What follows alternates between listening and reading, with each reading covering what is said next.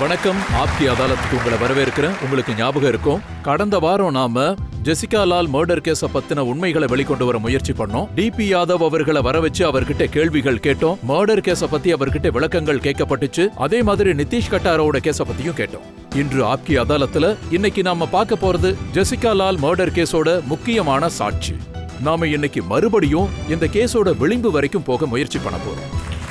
Fashion designer மற்றும் socialise வீணா ரமானி ஆப்கே அதாலத்தில் ஆஜராகிறார்.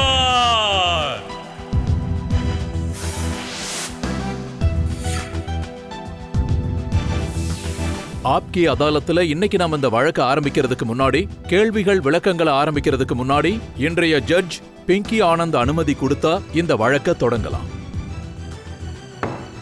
இந்த வழக்க நீங்க தொடங்கலாம். ஆப்கி அதாலத்துல முதல் குற்றச்சாட்டு வீணா ரமானி மீது. ஆப்கி அதாலத்தில் வீணா ரமானி மீது உள்ள குற்றச்சாட்டு, இவர் சட்டத்தை மதிக்கவில்லை. வீணா மேடம், உங்களுக்கு ஞாபகம் இருக்கா, 7 வருஷத்துக்கு முன்னாடி ஏப்ரல் 30 அந்த இரவு ஜெசிகா லால் மர்டர் நடந்தப்போ உங்க ரெஸ்டாரண்ட்ல டெல்லியை சேர்ந்த பெரிய பெரிய ஆட்கள் அங்க இருந்தது உண்மையா பொய்யா? அது உண்மைதான், வழக்கமா நடக்கிறதுதான். நீங்க அடிக்கடி பார்ட்டிஸ் நடத்தும் போது இப்படி பெரிய பெரிய ஆளுங்க வருவாங்களா? அன்னைக்கு ராத்திரி நான் என் ஹஸ்பண்ட்காக பார்ட்டி கொடுத்த 3-4 மாசம் கனடாக்கு போறதா இருந்தாரு. அதனால எங்களோட நெருக்கமான நண்பர்கள் 70-80 பேரை கூப்பிட்டு இருந்தோம். அதே நேரத்துல மாலினியோட பார்ட்டியும் அங்க நடந்துட்டு இருந்துச்சு. அந்த பார்ட்டி நடந்துட்டு இருந்த ரெஸ்டாரண்ட்ல அது இல்லீகலா நடந்தது. அந்த ரெஸ்டாரண்ட்ல உங்களுக்கு லிக்கர் சர்வ் பண்றதுக்கு, மதுபான சர்வ் பண்றதுக்கு பர்மிஷன் இல்ல. அந்த விஷயம் உண்மைதான். எங்களுக்கு ரெஸ்டாரண்ட் ஈட்டிங் பிளேஸ்க்கு தான் லைசன்ஸ் இருந்துச்சு. லிக்கர் லைசன்ஸ் வாங்கறதுக்கு நிறைய தடைகள் ஏற்பட்டு இருந்துச்சு.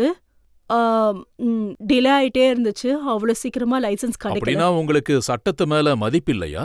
லைசன்ஸ் இல்லாம எக்ஸசைஸ் கிளியரன்ஸ் பண்ணாம லிக்கர் சர்வ் பண்றது தப்பு இல்லையா? அதுக்காக நாங்க ரொம்ப பெரிய விலை கொடுத்துருக்கோனே சொல்லலாம். கோர்ட்ல சட்ட பிரகாரம் நாங்க ஃப்ளீ பண்ணி ஃபைனே கட்டணும். ஆனா அதை விட எங்க ரெஸ்டாரண்ட்டும் எங்க பிசினஸும் முழுசா நின்னு போச்சு. பில்டிங்ல இருந்த டெனன்ட்ஸ் எல்லாம் அனுப்பிட்டாங்க. அதுக்காக நிறைய நஷ்டத்தை கட்டியிருக்கோம், வேற எல்லா ரெஸ்டாரண்ட்டையும் விட.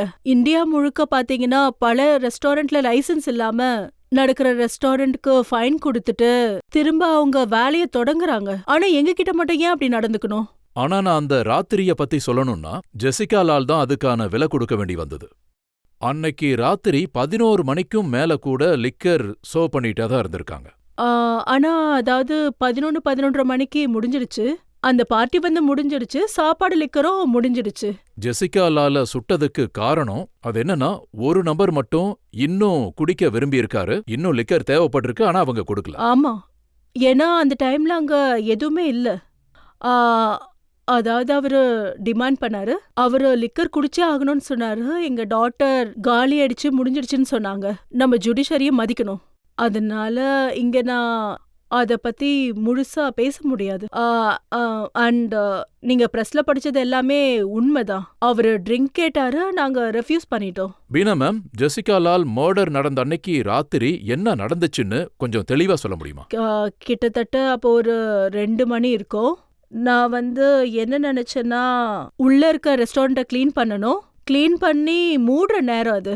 ஏன்னா அவ்வளோ டைம் ஆயிடுச்சு. ஸ்டாஃப்ஸ் வீட்டுக்கு கிளம்புவாங்க. அப்ப நான் பார்த்தேன், உள்ள இருந்த ரெஸ்டாரண்ட்ல சில பேர் இருந்தாங்க.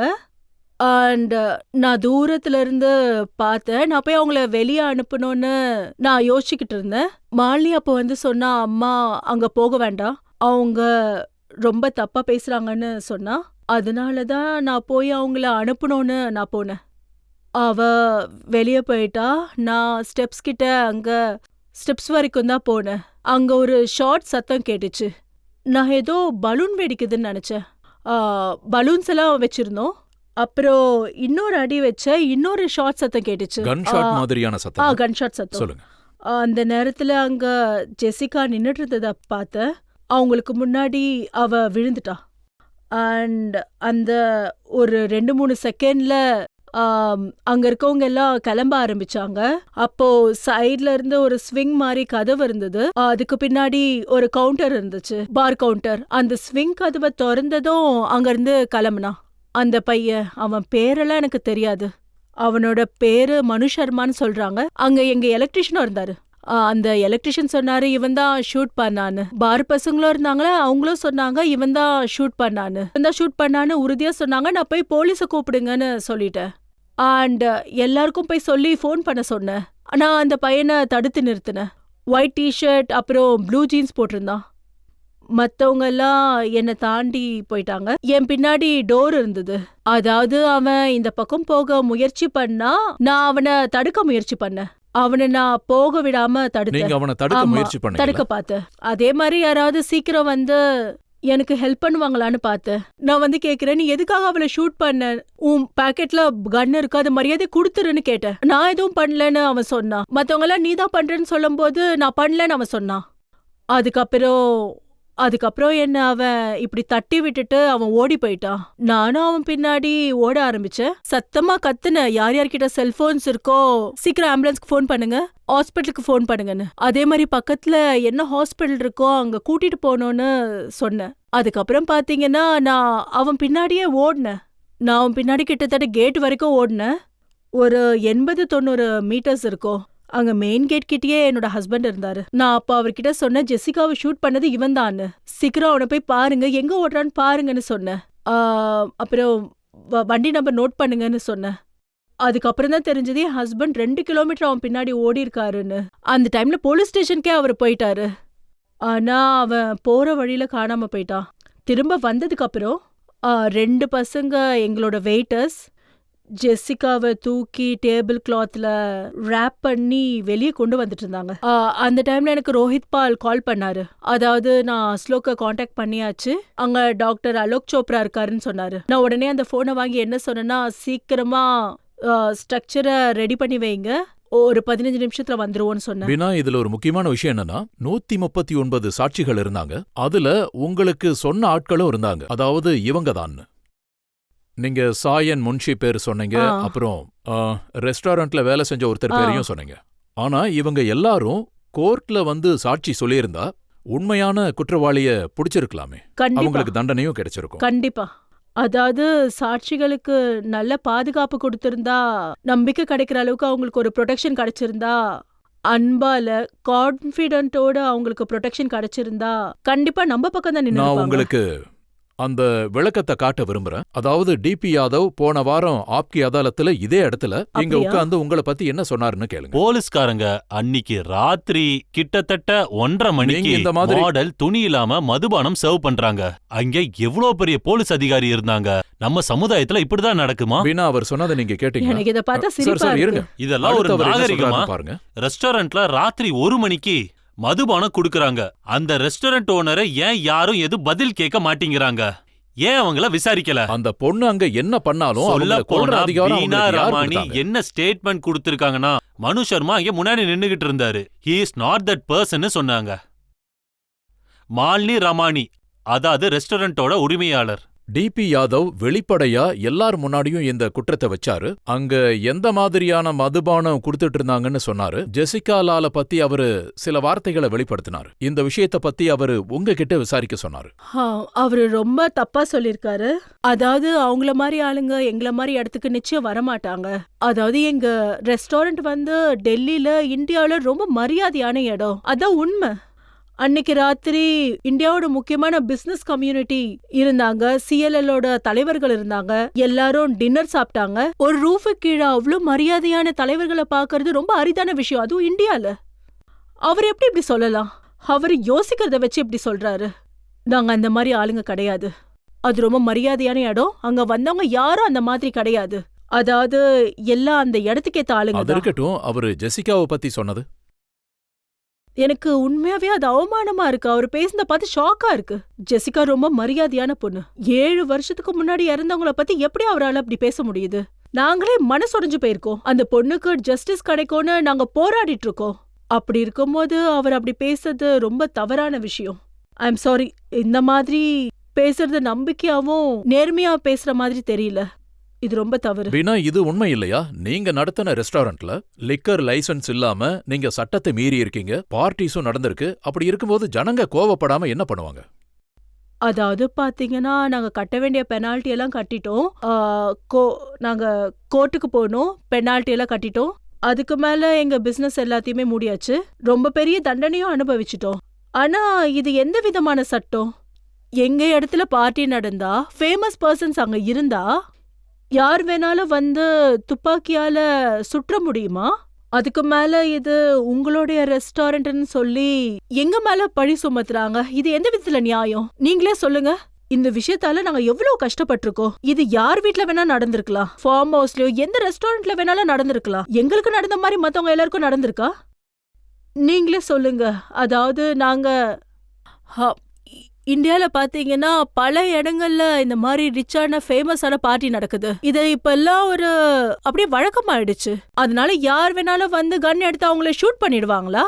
அந்த பழிய தூக்கி அந்த வீட்டுக்கு சம்பந்தமானவங்க மேல போடுவாங்களா? பின்னா உங்க மேல இருக்கிற குற்றச்சாட்டு என்னன்னா, நீங்க எவிடன்ஸ மாத்த முயற்சி பண்ணிருக்கீங்க, சாட்சிகளை அழிக்க முயற்சி பண்ணிருக்கீங்க. இத பத்தி நாங்க உங்ககிட்ட விளக்கம் கேட்போம் ஒரு பிரேக் அப்புறம்.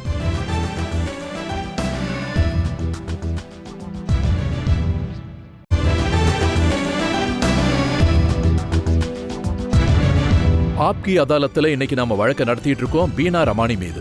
ஆப்கி அதாலத்தில் அடுத்த குற்றச்சாட்டு என்னன்னு பார்க்கலாம். ஆப்கி அதாலத்தில் பீனா ரமானி மீது உள்ள குற்றச்சாட்டு, இவர் ஜெசிகா லால் மர்டர் கேஸில் சாட்சிகளை அழிக்க முயற்சி செய்தார். பீனா நிறைய நியூஸ் பேப்பர்ஸ்ல மேகசின்ஸ்ல என்ன எழுதியிருந்தாங்கன்னா, போலீஸ்க்கு தகவல் சொல்றதுல தாமதம் பண்ணாங்க, கொலை நடந்து கிட்டத்தட்ட 45 நிமிஷத்துக்கு அப்புறமும் போலீஸ்க்கு இன்ஃபார்ம் பண்ணலையாமே. இது ரொம்ப தப்பான விஷயம். அந்த முதல் நிமிஷத்திலேயே ஷாஹித் முன்ஷி ஓடி வந்தாரு. நான் சீக்கிரம் போலீஸ்க்கு ஃபோன் பண்ண. அவரோட முதல் ஸ்டேட்மெண்ட்ல போலீஸ்க்கு அவர் முதல்ல கொடுத்த ஸ்டேட்மெண்ட் பாத்தீங்கன்னா இந்த விஷயத்தான் சொல்லியிருந்தாரு. நாங்க இருந்து ஓடி வந்து இவன் தான் அவர் என்ன சொன்னாருன்னா, பீனா ரமணி தான் என்ன ஃபோன் பண்ண சொன்னாங்க. அவர் உடனே ஆபீஸ்க்கு வெளியே ஓடினாரு. இமிடியேட்டா போலீஸ கூப்பிட்டாரு. அது மட்டும் இல்லாம நிறைய பாய்ஸ் அண்ட் கேர்ள்ஸ் கிட்ட மொபைல் இருந்துச்சு. அவங்களும் போலீஸ்க்கு ஃபோன் பண்ண ட்ரை பண்ணாங்க. எப்படியாவது ஹெல்ப் பண்ணணும்னு நினைச்சாங்க, சிச்சுவேஷனை கண்ட்ரோல் பண்ணணும்னு நினைச்சாங்க. போலீஸ்க்கு ஃபோன் பண்ணலன்னு சொன்னது தவறு. முதல் 5வது நிமிஷத்திலேயே எல்லாரும் கால் பண்ணாங்க. நம்பர் 100க்கு கால் பண்றது ரொம்ப ஈஸியான விஷயம். அங்க இருந்தவங்க எல்லாம் பொறுப்பானவங்க. அதனால நான் போலீஸை எதுக்காக லேட்டா கூப்பிட்டாங்கன்னா, அங்க கொலை நடந்த இடத்துல ரத்த கரைகள் இருந்திருக்கு. இதுல இன்னொரு முக்கியமான விஷயம் என்னன்னா, ஜெசிகா லால் இறந்ததுக்கு அப்புறம் அந்த ரத்த கரையை அழிக்க முயற்சி பண்ணிருக்காங்க, எவிடன்ஸ் அழிக்கவும் முயற்சி பண்ணிருக்காங்கன்னு சொல்றாங்க. அதாவது பாத்தீங்கன்னா நீங்களே சொல்லுங்க, இதுல என்ன லாஜிக் இருக்கு? அதாவது யார் வேணாலும் எக்ஸ்பிளைன் பண்ணலாம். நான் ஒரு உயிரை காப்பாத்துறதுக்காக பதட்டப்பட்டு இருக்கேன், ஹாஸ்பிட்டலுக்கு கொண்டு போகணும்னு நினைக்கிறேன், நான் கத்திக்கிட்டு இருக்கேன், போலீஸை கூப்பிடுங்க, ஆம்புலன்ஸை கூப்பிடுங்கன்னு. அப்படி இருக்கும்போது நான் ரத்த கரைகளை அழிக்கிறத பத்தி யோசிச்சுட்டு இருப்பேனா?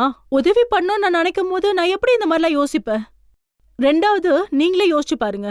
ஒரு டேபிள் கிளாத்ல அவங்கள ரேப் பண்ணி கொண்டு போகும்போது அந்த ரத்தம் எல்லாம் அதுல தானே ஒட்டும்.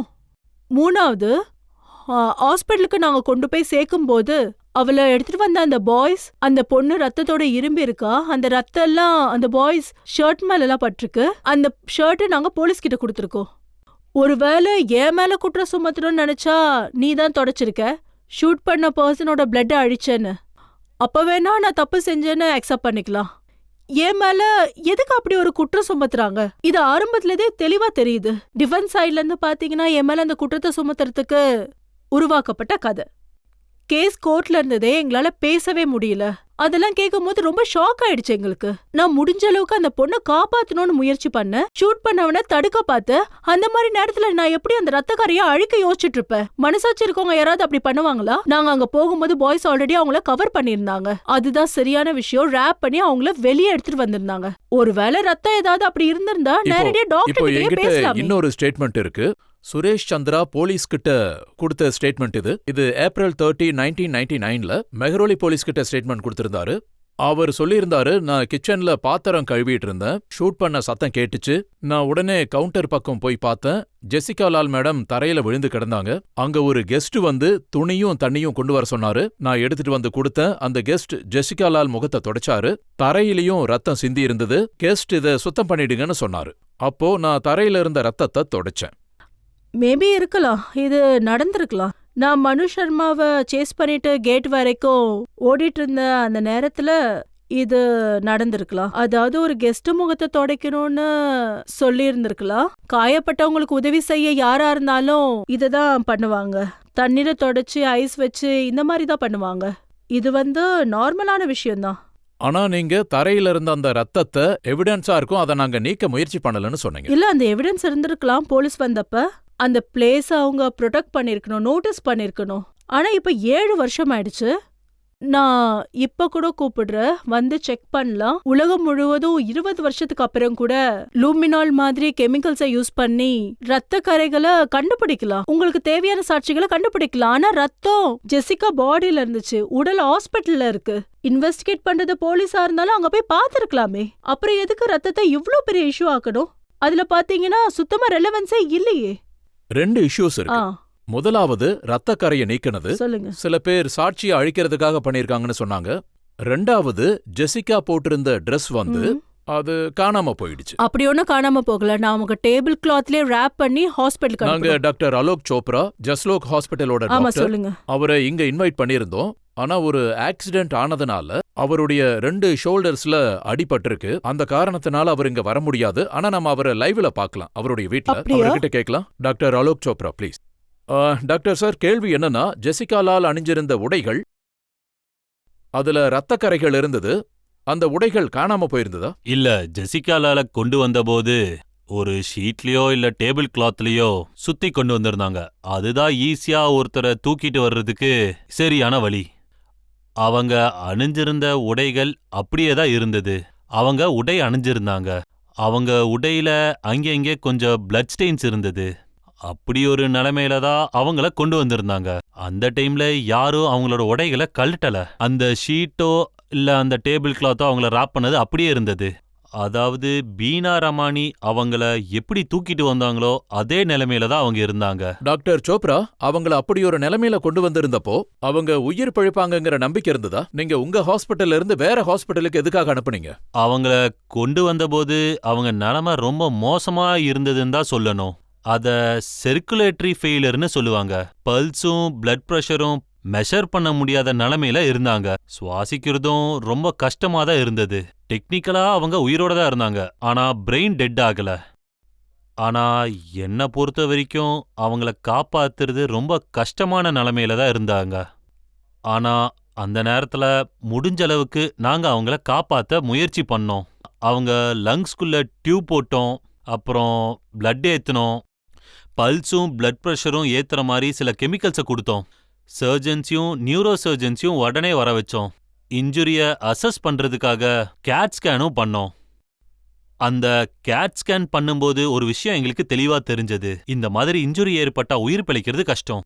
அந்த நேரத்துல ஜெசிகா லாலோட பேரண்ட்ஸ் அப்போலோல இன்னும் அட்வான்ஸ்டான நியூரோ டெக்னாலஜி இருக்குன்னு சொன்னாங்க. ஆனா நாங்க சொன்னோம், இந்த சிச்சுவேஷன்ல அதுவும் பெரிய பயன் அளிக்காதுன்னு சொன்னோம். ஆனா அந்த சிச்சுவேஷன் ரொம்ப எமோஷனலா இருந்தது. அவங்க கொண்டு போறாங்கன்னு சொன்னா நாங்களும் அதுக்கு அனுமதிச்சோம். டாக்டர் சார், பப்ளிக்ல இங்க நிறைய பேர் இருக்காங்க. இப்போ நீங்க யாராவது டாக்டர் சோப்ரா கிட்ட ஏதாவது கேள்வி கேட்க விரும்புறீங்களா?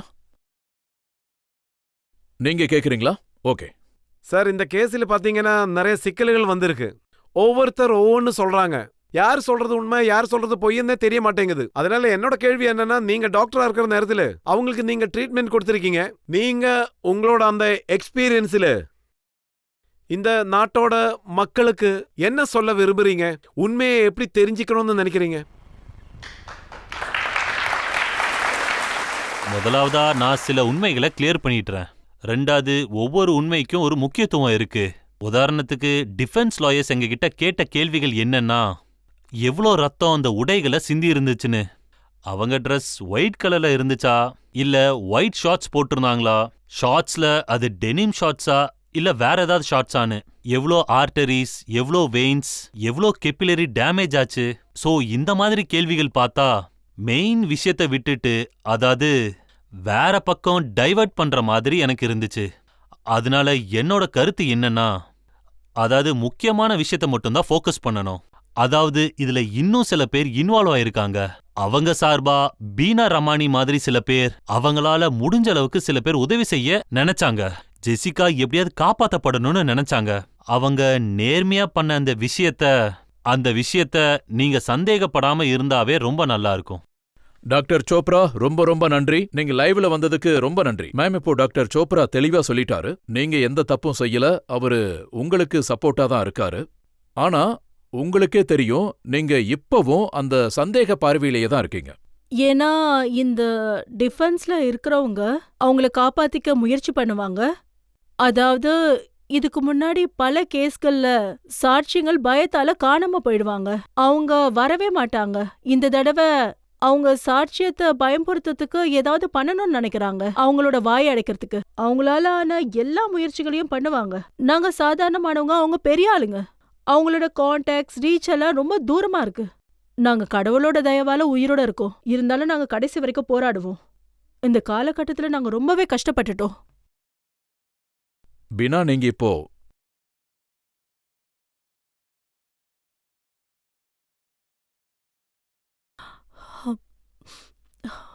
நீங்க எந்த மாதிரி கஷ்டங்களை சந்திச்சீங்க? நீங்க ஒரு சாட்சி, நீங்க கோர்ட்டுக்கு போய் இந்த சாட்சியா நிக்கிறது ரொம்பவே கஷ்டம். ரொம்ப கஷ்டம். எங்களுக்கு நாட்டோட சப்போர்ட் தேவை எங்களுக்கு, ஆனா அது கிடைக்கவே இல்லை. இந்த 7 வருஷம் எங்க ஃபேமிலி எவ்வளவு கஷ்டப்பட்டதுன்னு உங்களுக்கு தெரியாது. அது சொல்ல வார்த்தைகளே இல்ல. கடவுள் துணையா இருக்காரு. அப்புறம் சில உண்மையான நண்பர்கள் கூட இருந்தாங்க. அது மட்டும் தான் எங்களுக்கு துணையா இருந்துச்சு. இந்த நாட்டுல உண்மையான சாட்சியா நிக்கிறவங்க கிட்ட போய் பேசி பாருங்க, அதுக்கப்புறம் தெரியும். மத்த நாடுகள் அந்த சாட்சியை ஹீரோவா தான் பாக்குறாங்க. ஆனா இங்க மட்டும் தான் அது தண்டனை மாதிரி ட்ரீட் பண்றாங்க. சாட்சியா இருக்கிறது ரொம்ப பெரிய தப்பு. அதனால அந்த குடும்பம் எந்த அளவுக்கு பாதிக்கப்படுதுன்னு யாருக்கும் தெரியாது. ஆனா நாங்க ஜெசிகாக்கு நியாயம் கிடைக்கிற வரைக்கும் கடைசி வரைக்கும் போராடுவோம். எங்க கூட யார் இருக்காங்கன்னு நான் தெரிஞ்சுக்க விரும்புறேன். பினா, அவங்க ரொம்ப பவர்ஃபுல்லானவங்கன்னு நீங்க சொல்றீங்க. நீங்க எப்பவாவது அவங்க கிட்ட எல்லா விதமான பவரும் இருக்கு. யாராலையும் அசைக்க முடியாது. அவங்க கிட்ட ஆட்சி பலம் இருக்கு. செலவு பண்றதுக்கு நிறைய பணம் இருக்கு. இந்த நாட்டுல என்ன வேணாலும் வாங்க முடியும். எங்க கிட்ட அதெல்லாம் இல்ல. எங்க கிட்ட நேர்மை இருக்கு. எங்களோட நேர்மை தான் இந்த கடைசி வரைக்கும் எங்களை கொண்டு போகும். கண்டிப்பா எங்களோட நேர்மை எங்களுக்கு கண்டிப்பா கை கொடுக்கும் கடைசி வரைக்கும். ஆனா இந்த நாட்டோட மக்கள் உங்களுக்கு துணையா இருக்காங்கங்கிற நம்பிக்கை உங்களுக்கு வரலையா? இல்ல, ஆரம்பத்துல பாத்தீங்கன்னா ரொம்ப தப்பான விஷயங்களை பரப்ப ஆரம்பிச்சாங்க. அத பார்த்து ஷாக் ஆயிட்டோம். இதெல்லாம் போய் யார் நம்புவாங்கன்னு நாங்க நினைச்சோம். அதுக்கப்புறம் பாத்தீங்கன்னா எல்லா நியூஸ் பேப்பரும் காப்பி அடிச்சு அதெல்லாம் போட ஆரம்பிச்சாங்க.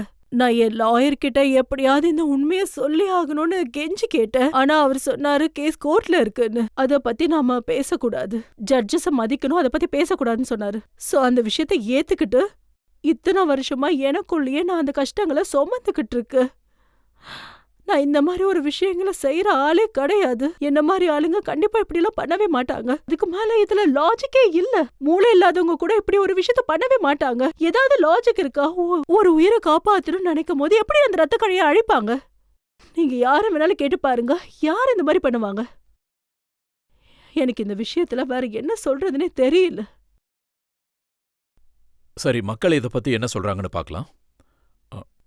நீங்க. நான் என்ன சொல்ல விரும்புறேன்னா, பீனா ரமானி மாதிரி ஆட்கள் நம்ம சமூகத்துல இருக்கிறதுனால தான் 7 வருஷத்துக்கு அப்புறம் கூட ஜெசிகாக்கு நீதி கிடைக்கும்னு நம்புறோம். அவங்க சுயநலமா யோசிக்காம ஜஸ்டிஸ்க்காக நின்னதுனால தான் இன்னும் நமக்கு அந்த நம்பிக்கை இருக்கு.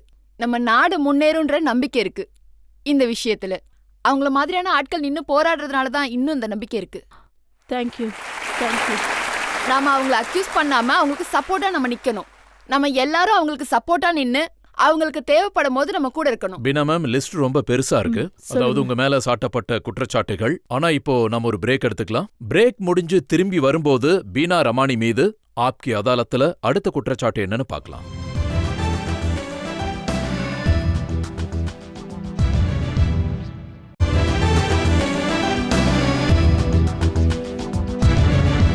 ஆப்கி அதாலத்துல இன்னைக்கு நம்ம மக்கள் சார்பா வழக்க நடத்திட்டு இருக்கோம். பிரபல செலிபிரிட்டி பீனா ரமானி மீது. இன்னைக்கு நாம ஜெசிகா லால் மர்டர் கேஸ பத்தி பேசிட்டு இருக்கோம். ஆப்கி அதாலத்துல அடுத்த குற்றச்சாட்டு என்னன்னு பார்க்கலாம். ஆப்கி அதாலத்தில் பீனா ரமானி மீது உள்ள குற்றச்சாட்டு. இவர் சாட்சி சொல்லும் போது பயந்து விட்டார். பீனா மேம், நீங்க சொன்னீங்க ரொம்ப பவர்ஃபுல்லான ஆட்கள் இருந்தாங்கன்னு. நிறைய பேரு என்ன நினைக்கிறாங்கன்னா, நீங்க கோர்ட்ல போய் சாட்சி சொல்லும்போது, அதாவது நீங்க தான் அதுல ஒரு முக்கிய சாட்சியா இருந்தீங்க, ஆனா நீங்க பயந்து போய் நீங்க சொல்ல வேண்டிய உண்மைய சரியா சொல்லலன்னு சொன்னாங்க. அதாவது பாத்தீங்கன்னா, இந்த 7 வருஷத்துல என் வாழ்க்கையிலேயே ரொம்ப கஷ்டமான நாள் எதுனா அது கோர்ட்டுன்னு தான் சொல்லுவேன். அதாவது 2.5 வருஷம் முன்னாடில இருந்தே ஒரு கெட்ட கனவு மாதிரி என் மைண்ட்ல செட் ஆயிடுச்சு. அதே மாதிரி பிரஸ் எங்களுக்கு எதிரா இருந்தாங்க. இவ்ளோ பிரஷர்ல எங்களோட பிசினஸ் காலி ஆயிடுச்சு. ரொம்ப கஷ்டமான நாட்கள் அது. அப்போ என் மனசுல இருந்தது ஒன்னே ஒண்ணுதான். அந்த நாள் வரும், அப்ப நான் கோர்ட்ல போய் நின்னு சொல்லணும், எல்லாருக்கும் நடந்த உண்மை தெரியணும். அப்படி நினைச்சுதான் எல்லாத்தையும் ரெடி பண்ணிட்டு போனேன். மிரட்டல்கள் எல்லாம் வந்துகிட்டே இருக்கும். அந்த மிரட்டல்கள் எல்லாத்தையும் நாங்க கேட்டு கேட்டு பழகிடுச்சு. எல்லா விதத்திலயும் மிரட்டல்கள் வரும் எங்களுக்கு. அதாவது அந்த மூமெண்ட் வரும்போது எங்களுக்கு இங்க இருக்க நீதிமன்றம் மாதிரி அங்க இல்ல. அங்க வந்து பாத்தீங்கன்னா முன்னாடி ஜட்ஜ் இருப்பாரு. நான் இந்த பக்கம் டிஃபென்ஸ் கூட 14 லாயர்ஸ், நாட்டிலேயே சிறந்த லாயர்ஸ். அந்த பக்கம் ஒரு 9-10 அக்யூஸ்ட். அப்புறம் இந்த பக்கம் பாத்தீங்கன்னா 30 பிரஸ் எங்களை கேள்வி கேட்கவே இருந்தாங்க. அப்புறம் நான் இங்க தனியா நிக்கிறேன், என் கூட ஒரு லாயர் இருந்தாங்க, அதாவது எங்க லாயர். அந்த மூமெண்ட் வந்ததும் அந்த சூழலை பார்த்தா மூச்சு விடுறதுக்கே கஷ்டமா இருந்துச்சு. ரொம்ப டிஃபிகல்ட். நான் எப்போ கீழே விழுவேணும்னு அந்த அளவுக்கு நான் பயந்துட்டேன். அவங்க எனக்கு எவ்வளோ பாட்டில் தண்ணி கொடுத்தாங்கன்னு கூட நான் மறந்துட்டேன். நான் அந்த பயத்துல கூட நான் அன்னைக்கு நடந்த விஷயத்த பத்தி நான் சொன்னேன். அப்போ ஜட்ஜ் வந்து அவங்க தான் அங்க இருக்காங்கன்னு சொன்னாரு. அப்போ எனக்கு அந்த நபரை தெரியல. திரும்பவும் ஜட்ஜ் சொன்னாரு, பின்னாடி யார் நிக்கிறது, முன்னாடி வாங்கன்னு சொன்னாரு. வெளியில வந்தப்போ நான் சொன்னேன் இவரதான் இருக்கும்னு. அன்னைக்கு அந்த நபர் வந்து தன்னோட முகத்தை ஒரு மாதிரி மாத்தி இருந்தாரு. நான் அப்போ அங்க போய் ரொம்ப பயந்து போய் அவரோட ஷோல்டர் மேல கைய வச்சேன். நான் சொன்னேன் இவர்தான் நினைக்கிறேன்னு. நான் அப்படியே பயந்துகிட்டே சொன்னேன். அதாவது நான் போய் இவங்க எல்லாரும் முன்னாடியும் இதை விட என்ன சொல்ல முடியும்? எனக்கு ஒரு விஷயம் புரியல. நான் அவ்வளவு தூரம் போய் அந்த பையன் மேல மட்டும்தான் கைய வச்சேன். அது தாண்டி என்னால என்ன பண்ண முடியும்? அவங்க எதுக்கு எனக்கு எதிரா பேசுறாங்கன்னு எனக்கு ஒன்றும் புரியல. அதாவது எனக்குள்ள ஒரு பயம் இருந்தது. அந்த பயம் இருந்தப்பவும் தைரியமா நான் போய் சொன்னேன். நான் போய் ஆளை காட்டி சொன்னேன். அங்க போய் சத்தமா இவன் தான்னு சொல்லாம பார்க்க இவர் மாதிரிதான் இருக்காருன்னு சொன்னேன். நான் அவரை தான் தொட்டு காட்டினேன். அந்த விஷயத்த அவங்க ஏத்துக்காம அது ஏன் அவ்வளோ பெரிய விஷயமாக்கணும்? அதாவது குற்றச்சாட்டு என்னன்னா, நீங்க கோர்ட்ல போய் சொல்லும்போது நீங்க ரொம்ப ஸ்ட்ராங்கா சொல்ல வேண்டிய சாட்சிய அவ்வளவு ஸ்ட்ராங்கா சொல்லலன்னு சொல்றாங்க. அது வந்து 5 வருஷத்துக்கு முன்னாடி நடந்தது. 5 வருஷமா நான் இதை தான் சொல்லிட்டு வரேன். எனக்கு ஒரு சான்ஸ் கொடுங்க, இந்த மனு சர்மா தான் அதை பண்ணிருக்காருன்னு சொன்னேன். இந்த நபர் தான் கண்டிப்பா சொன்னேன். அவர் தான் அக்யூஸ்ட். எனக்கு அதுல எந்த ஒரு டவுட்டும் இல்ல. ஏன்னா எனக்கு அந்த விஷயத்துல எந்த சந்தேகமும் இல்ல. இது அதாவது ஆரம்பத்திலே தெளிவா நீங்க தெரியுது. இவ்வளவு ஸ்ட்ராங்கா இங்க மக்கள் முன்னாடி சொல்றீங்க, இதே ஆமா. மாதிரி திரும்பவும் நீதிமன்றத்துல உங்களால ஸ்ட்ராங்கா சொல்ல முடியுமா? எனக்கு நிச்சயமா அப்படி ஒரு வாய்ப்பு கிடைச்சா நான் என்னோட ஃபேமிலில எல்லாரும் 3 பேர் சேர்ந்து அந்த கடவுள்கிட்ட வேண்டிக்கிறது என்னன்னா, இப்படி ஒரு நாள் வரணும், நான் திரும்ப போய் ஐடென்டிஃபை பண்ணி ஜெசிகா லால் கேஸுக்கு நீதி கிடைக்கணும்னு சொல்லி அவளுக்கு நியாயம் வாங்கி தருவேன். அது சீக்கிரமா நடக்கணும். கொஞ்ச நாளைக்கு முன்னாடி ஜெசிகா லாலோட அக்கா சபீனா லால் ஒரு இன்டர்வியூ கொடுத்திருக்காங்க. அவங்க கிட்ட கேட்டிருக்காங்க, அதாவது பீனா, மாலினி, உங்க ஹஸ்பண்ட் ஜார்ஜஸ் கொடுத்த எவிடன்ஸ் போதுமானதா இல்லையாம். அவங்க சொல்லியிருக்காங்க பீனாவுடைய சாட்சி ரொம்பவே முக்கியம், அவங்க போலீஸ்க்கு கொடுத்த ஸ்டேட்மெண்ட் ரொம்பவே பலமானதா இருந்தது. ஆனா கோர்ட்ல அவரை நேரடியா ஐடென்டிஃபை பண்ண முடியல, அவன மாதிரி தான் தெரியுதுன்னு மட்டும் சொன்னாங்க. மாலினி மற்றும் பீனாவுடைய 2 சாட்சிகள் சேர்ந்தா இந்த கேஸை எஸ்டாப்ளிஷ் பண்ணிருக்கலாம். ஆனா பீனா தான் இப்பவும் முக்கியமான சாட்சி. நான் ரொம்ப முக்கியமான சாட்சி தான். நான் இப்ப முன்ன விட ரொம்ப ஸ்ட்ராங்கா இருக்கேன். ஏதாவது சந்தர்ப்பம் கிடைச்சா கண்டிப்பா நாங்க போய் நின்னு ஆமா அவன் தானே என்னால சொல்ல முடியும். அந்த நேரத்துல என்னால முடிஞ்சதுதான் நான் பண்ணியிருக்கேன். அந்த நேரத்துல என்னால எவ்வளவு தைரியமா இருக்க முடியுமோ அந்த தைரியத்தை நான் காட்டினேன். நான் எதிர்கொண்ட அந்த கஷ்டத்தை மத்தவங்க யாராவது எதிர்கொண்டிருப்பாங்களா எனக்கு தெரியல. என் வாழ்க்கையிலேயே ரொம்ப கஷ்டமான நாட்கள் அது. என்னால மறக்கவே முடியாது. இப்போ கேஸ் மறுபடியும் ஓபன் ஆக போகுது. திரும்பவும் உங்கள சாட்சி சொல்ல கூப்பிடுவாங்க. இப்போ உங்களால தைரியமா கண்டிப்பா. போய் சொல்ல முடியுமா? 100% என்னால முடியும். இப்ப எனக்கு நிறைய தைரியம் வந்துருச்சு. தேங்க்யூ. சபீனா லால் உங்க மேல இன்னொரு குற்றச்சாட்டும் வச்சிருக்காங்க. அந்த இன்டர்வியூல என்ன சொல்லியிருக்காங்கன்னா, உங்களோட ஃபேமிலி க்ளோஸ் ஃப்ரெண்ட் ஒருத்தங்க சொல்லியிருக்காங்க, பீனா ரமானி இந்த கேஸை தொடர்றத நீங்க விட்டுருங்க, அதுதான் உங்களுக்கு நல்லதுன்னு சொல்லியிருக்காங்க. பெரிய பெரிய ஆளுங்கெல்லாம் இந்த கேஸ்ல இன்வால்வ் ஆயிருக்காங்க. அதனால இத நீங்க மறந்துருங்கன்னு உங்ககிட்ட சொல்லியிருக்காங்க. இது முழுக்க முழுக்க போய் சப்ரீனாவை பத்தி நான் அப்படி சொல்றதுக்கு என்ன மன்னிக்கணும். நான் அந்த மாதிரி ஏதோ சொல்லல. இந்த கேள்வி கேட்டதுக்கு ரொம்ப நன்றி. சபீனா சொல்லியிருக்காங்க, இது ரொம்ப ஆபத்தான விஷயம்னு சொன்னாங்க. நாம யார்கிட்ட டீல் பண்றோம்னே தெரியாது. இந்த கேஸ நாம தொடர்ந்தா நமக்கு எதுவும் கிடைக்க போறதில்ல. இல்ல, அவங்க தவறா புரிஞ்சிட்டு இருக்காங்கன்னு நினைக்கிறேன். ஆனா அவங்க ரொம்ப டேஞ்சரஸான ஆளுன்னு சொல்லியிருக்கலாம். நான் அந்த வார்த்தைய மறுபடியும் இந்த இடத்துல சொல்றேன். அதாவது இப்ப நம்ம நாட்டுல நடக்கிறதெல்லாம் பார்த்தா ஒரு ஆளை ஷூட் பண்ணிட்டு பயமே இல்லாம நிக்கிறாங்க. எந்த குற்ற உணர்ச்சியும் இல்லாம ஒரு இடத்துல தைரியமா நிக்கிறாங்க. கண்டிப்பா அவங்க டேஞ்சர் தான். அதனால நான் கண்டிப்பா சொல்லிருப்பேன், அவங்க டேஞ்சரான ஆளுங்க, நம்ம ஸ்ட்ராங்கா நீங்க இருக்கணும். சொல்றீங்க அவங்க ரொம்ப பவர்ஃபுல்லானவங்க, டேஞ்சரானவங்க. அப்படிதான் அதெல்லாம் இருந்தது. இருக்கட்டும். நீங்க இந்த விஷயத்த சொன்னீங்களா? இந்த கேஸ நாளான்னைக்கு வச்சுக்க இல்லவே கூடாதான்னு? இல்ல, நான் அப்படி சொல்லவே இல்ல. இத கண்டிப்பா அவங்க தப்பா புரிஞ்சிட்டு இருக்காங்க. நான் அன்னைக்கு என்ன சொன்னேன்னா, அன்னைக்கு நைட்டு நான் மனு சர்மாவோட முகத்தை பார்த்தப்ப அவனோட பேரு கூட எனக்கு தெரியாது. எனக்கு அப்போ என்ன தோணுச்சுன்னா, ஒரு நிமிஷத்துக்கு முன்னாடி ஒருத்தரை ஷூட் பண்ணிட்டு அவன் முகத்துல ஒரு சின்ன பயம் கூட இல்ல. அந்த டைம்ல பாத்தீங்கன்னா நான் அவனை மிரட்ட ட்ரை பண்றேன். ஆனா அவனை பார்க்கும்போது அவன் முகத்துல கொஞ்சம் கூட பயமே இல்ல. ஆனா எனக்கு தான் பயமா இருந்துச்சு. அந்த நேரத்துல நான் மிரட்ட ட்ரை பண்ணேன். அவன் என்ன எங்க சுற்றுவானோன்னு உள்ளுக்குள்ள பயமா இருந்துச்சு. நாங்க ஜெசிகாவை கார்ல எடுத்துட்டு போக நினைச்ச போது அந்த 10-15 நிமிஷத்துல என் மைண்ட்ல என்ன ஓடிட்டு இருந்துச்சுன்னா, இவன் என்ன பையன், யாரோட பிள்ளையா இருப்பான், இவனோட பேரண்ட்ஸ் அவனை எப்படி வளர்த்துருப்பாங்க, ஒருவேளை அவன் ரொம்ப பெரிய பணக்காரனா இருக்கலாம், ஒருவேளை ஏதாவது பெரிய பொலிட்டிஷியனோட பையனா இருக்கலாம். அப்படின்னா உங்களுக்கு அவரை இதுக்கு முன்னாடி யாருன்னே தெரியாது? பார்த்ததே இல்ல. நான் உங்களை பார்த்ததே இல்ல. நான் அங்க ஹாஸ்பிட்டலுக்கு போனதோ ஜெசிகாவை ஐசியூல கூட்டிட்டு போகும்போது ஒரு 10 நிமிஷத்துல அந்த ரெஸ்டாரண்ட்ல இருந்த எல்லா கெஸ்டும் வர ஆரம்பிச்சாங்க. அங்க இருந்த கெஸ்ட், அப்புறம் ஜெசிகாவோட ஃப்ரெண்ட்ஸ் எல்லாருமே அழ ஆரம்பிச்சிட்டாங்க. நான் அப்ப அவங்க எல்லாரையும் பக்கத்துல கூப்பிட்டு அரவணைச்சு எல்லாரும் சேர்ந்து மெடிடேஷன் பண்ணலாம், ஜெசிகாவோட உயிருக்கு எந்த ஆபத்தும் ஏற்படாது, சாமி கிட்ட வேண்டிக்கலான்னு சொன்னேன். நான் அந்த பையனோட முகத்தை பார்த்திருக்கேன். என்னோட பயம் எல்லாம் அவன் ஏதோ பெரிய பணக்கார வீட்டு பையனோ இல்லனா ஏதோ பெரிய பொலிட்டிக்கல் பேக்ரவுண்ட் இருக்க பையனோ, அவங்க எல்லாரும் நம்மள அழிச்சிடுவாங்க. அந்த நேரத்துல நம்ம எல்லாரும் ஒற்றுமையா தைரியமா இருக்கணும், நம்ம போராடிதான் ஆகணும். இது அவ்வளோ சுலபமான விஷயம் இல்ல.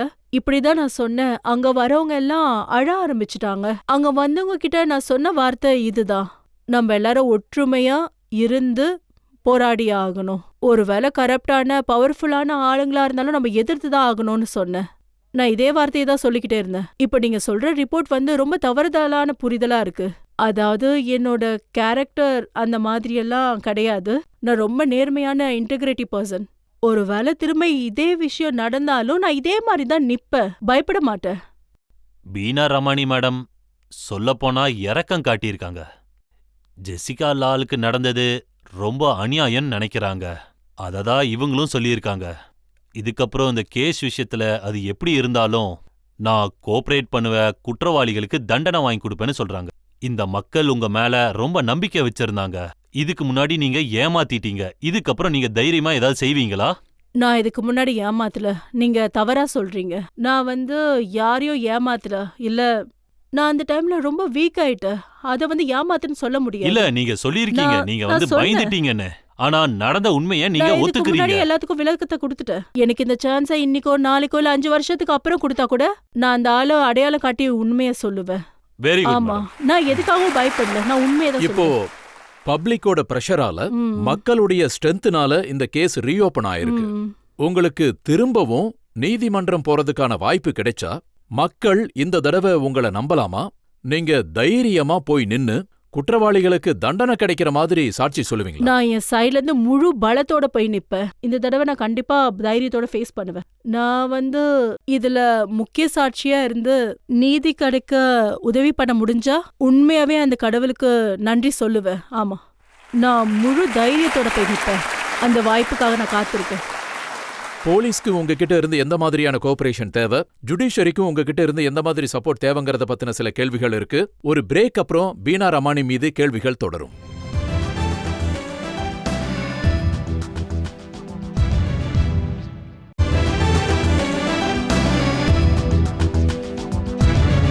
ஆப்கி அதாலத்துல கேள்விகளுக்கும் குற்றச்சாட்டுகளுக்கும் இடையில் இருக்கிறார் பீனா ரமானி.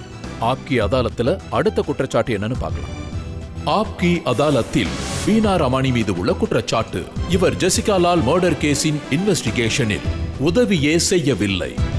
பீனா, நீங்க சொல்றீங்க இந்த கேஸ் திரும்ப வந்தா முழு ஒத்துழைப்பு கொடுப்பேன்னு சொல்றீங்க.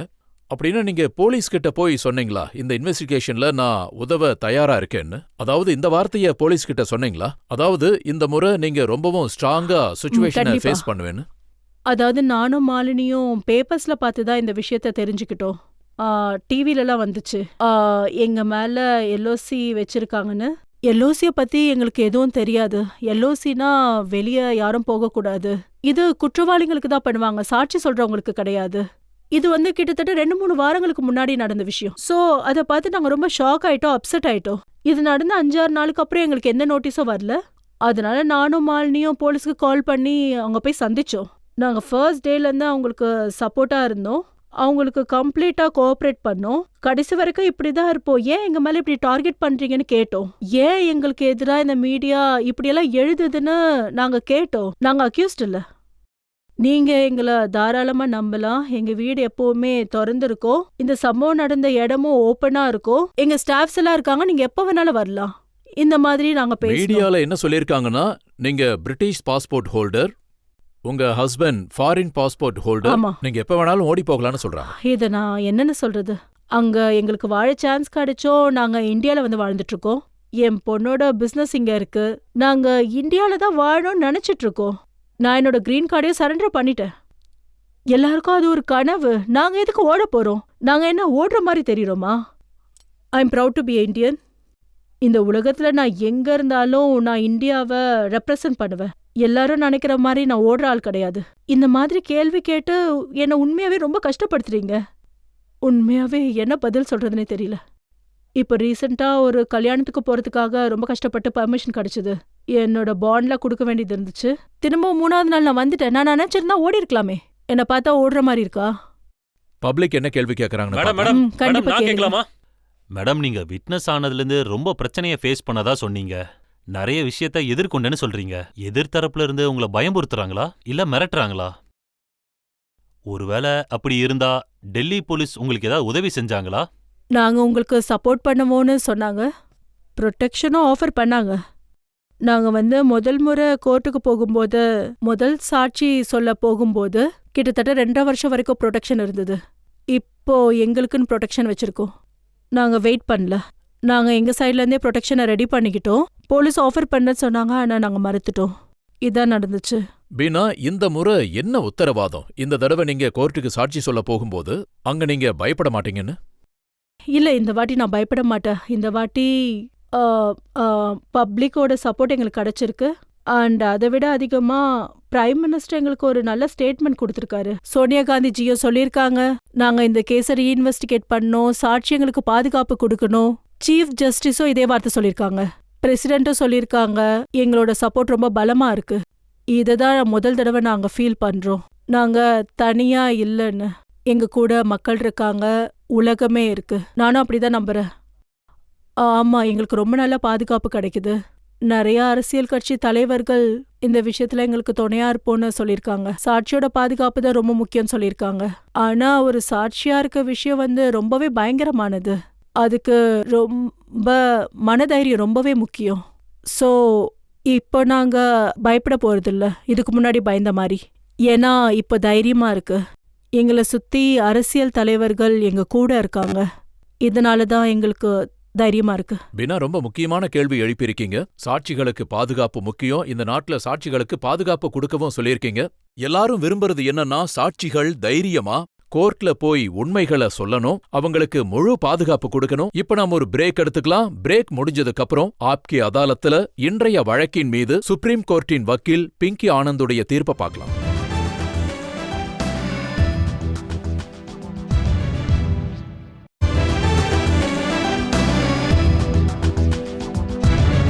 ஆப்கி அதாலத்துல இன்னைக்கு நாம வழக்க நடத்தணும் பிரபலமான சோஷியலைட் பீனா ரமானி மீது. நம்ம பீனா ரமானி கிட்ட ஜெசிகா லால் மர்டர் கேஸ பத்தி விசாரிச்சோம். பீனா ரமானி ஜெசிகா லாலுடைய கேஸ்ல முக்கிய சாட்சி. நாங்க அவங்க கிட்ட சாட்சிகளை மாத்த முயற்சி பண்ணீங்களான்னு கேட்டோம். அதுக்கப்புறம் அவங்க கிட்ட நிறைய கேள்வி கேட்டோம். அவங்க சாட்சி சொல்ற நேரத்துல தைரியமா நின்னாங்களான்னு. இப்பொழுது ஆப்கி அதாலத்துல இன்றைய ஜட்ஜ் சுப்ரீம் கோர்ட்டுடைய லாயர் பிங்க் ஆனந்தோட தீர்ப்பை பார்க்கலாம். சாட்சிகள் சொன்னதை கேட்டதுக்கு அப்புறம் மக்களோட பார்வையும் பீனா மேடமோட விளக்கத்தை கேட்டதுக்கு அப்புறமும் எனக்கு புரிஞ்சது என்னன்னா, பீனா மேம் மேல நிறைய குற்றச்சாட்டு இருக்கு. மக்கள் எல்லா பக்கத்துல இருந்தும் பாத்திருக்காங்க என்ன நடந்தது என்ன நடக்கலன்னு. ஆனா பல விஷயங்கள் ஆதாரம் இல்லாம இருக்கு. அதாவது உதாரணத்துக்கு சட்டத்தை மீறினாங்கன்னு சொல்ற விஷயம், லிக்கருக்கு லைசென்ஸ் இருந்ததா இல்லையா, அது சரியா தப்பான்ற ஒரு விஷயம் இருக்கு. ஆனா இதுக்கும் ஜெசிகா லாலுக்கும் டைரக்டா எந்த சம்பந்தமும் இல்ல. அந்த தப்புக்கு தண்டனை கிடைக்கும், பெனால்ட்டியும் கட்டணும், அது வேற சாப்டர்.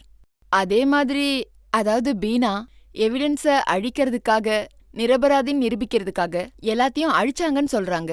இதுக்கான எந்த சாட்சியும் உறுதியா இல்ல. இந்த ரத்தத்தை அழிச்ச கதை, அதுக்கப்புறம் அந்த ரத்தத்தை தொடச்சாங்கன்னு சொல்றது, இதுக்கும் இந்த கேஸ்க்கும் எந்த சம்பந்தமும் இல்ல. கொலை நடந்தது உண்மை, அதுல எந்த இஷ்யூவும் இல்ல. கன்னால தாக்கப்பட்டது, அதுலயும் எந்த பிரச்சனையும் இல்ல. அதுல ரத்தத்தை அழிச்சது, அழிக்காம இருந்தது, அதுல பீனா சம்பந்தப்பட்டிருக்கிறது, இத பத்தின எந்த ப்ரூஃபும் இது வரைக்கும் கிடைக்கல. ஆனா இப்போ முக்கியமான கேள்வி என்னன்னா, ஜெசிகா கேஸ்ல பீனா மேடம்க்கு என்ன ரோல் இருக்கு, என்னவா இருந்திருக்கணும்? மக்கள் விரும்புறது என்னன்னா, ஜெசிகா கேஸ்ல ஒரு முக்கியமான உதாரணமா இருக்கணும். இந்த நாட்டுல சட்ட ஒழுங்கு சரியா இருக்குன்னு தெரியணும். மக்களும் சரி, சட்டமும் சரி, சமுதாயமும் சரி, மீடியாவாகட்டும், எல்லாரும் இததான் எதிர்பார்க்கறாங்க. அதனால இப்போ இந்த கேஸ் ரீஓபன் செய்யப்பட்டிருக்கு. பீனா இப்போ முழு கான்ஃபிடென்ட்டோட சொல்றாங்க, அந்த கேஸ்ல திரும்ப போய் சாட்சி சொல்ல ரெடியா இருக்கேன்னு சொல்றாங்க. அதனால இதுக்கப்புறம் நம்ம பார்க்க வேண்டியது, இந்த மாதிரி கொலை கேஸ ஒரு அடிப்படையா எடுத்து நம்ம சிஸ்டமை சரி பண்ணணும். குற்றவாளிகளை பிடிச்சி சரியான தண்டனை கொடுக்கணும். இதுதான் என்னோட தீர்ப்பு. இந்த நம்பிக்கையோட, இந்த விசுவாசத்தோட இந்த கேஸ் மறுபடியும் கோர்ட்டுக்கு திரும்ப வரும்போது பீனா ரமணி தைரியமா சாட்சி சொல்லுவாங்க. ஜெசிகா லால கொலை பண்ணவங்களுக்கு சரியான தண்டனை கிடைக்கணும். இன்றைய வழக்கை இதோட முடிச்சுக்கலாம். அடுத்த வாரம் மறுபடியும் சந்திக்கலாம் ஒரு புது விருந்தாளியோட. அது வரைக்கும் நன்றி, வணக்கம்.